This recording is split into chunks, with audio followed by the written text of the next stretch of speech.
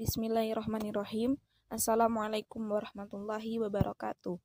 Video ini dibuat oleh kelompok 5, program studi ilmu hadis 2, dengan mata kuliah Pancasila dan dosen pembimbing Al-Ustazah Nurul Budi Murtini SSI MSI, yang beranggotakan Astara Gendis Pramesti dan Khofifah Amanah.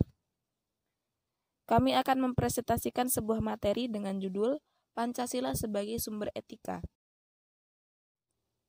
Etika.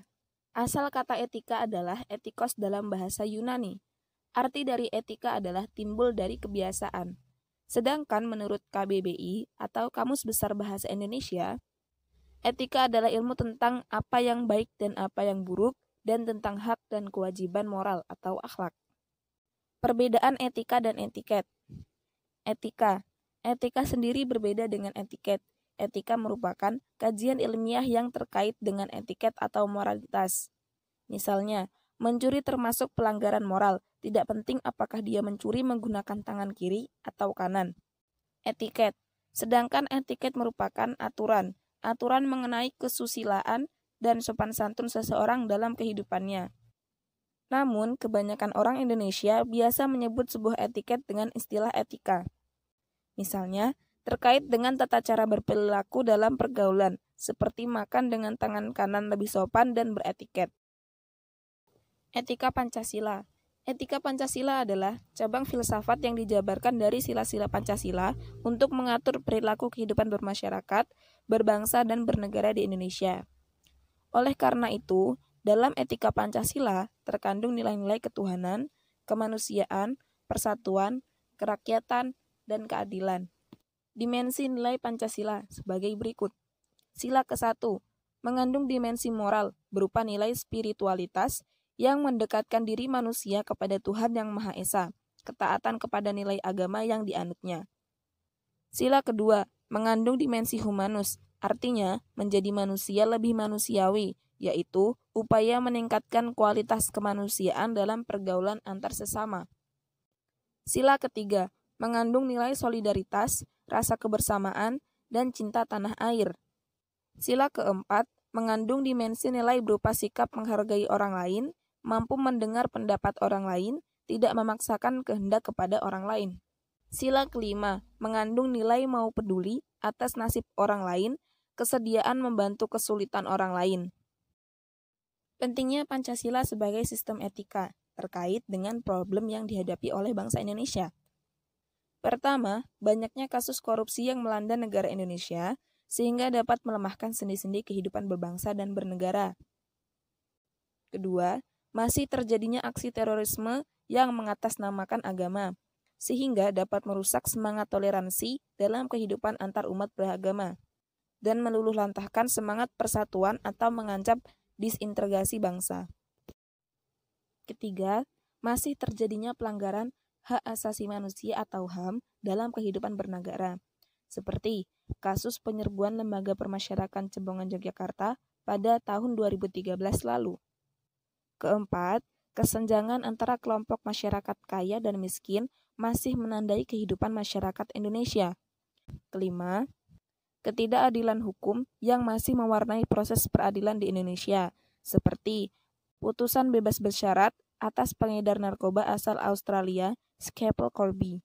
Kesemuanya itu memperlihatkan pentingnya dan mendesaknya peran dan kedudukan Pancasila sebagai sistem etika, karena dapat menjadi tuntutan atau sebagai leading principle bagi warga negara untuk berperilaku sesuai dengan nilai-nilai Pancasila.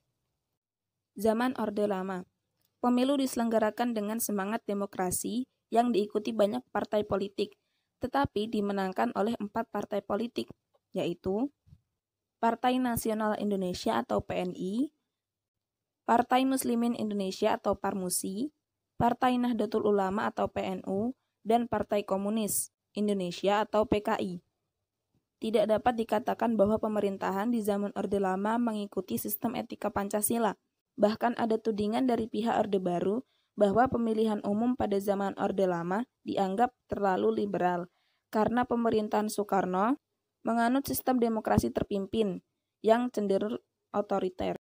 Zaman Orde Baru. Pada zaman ini, adanya pemikiran yang mengatakan bahwa manusia Indonesia seutuhnya dalam pandangan Orde Baru.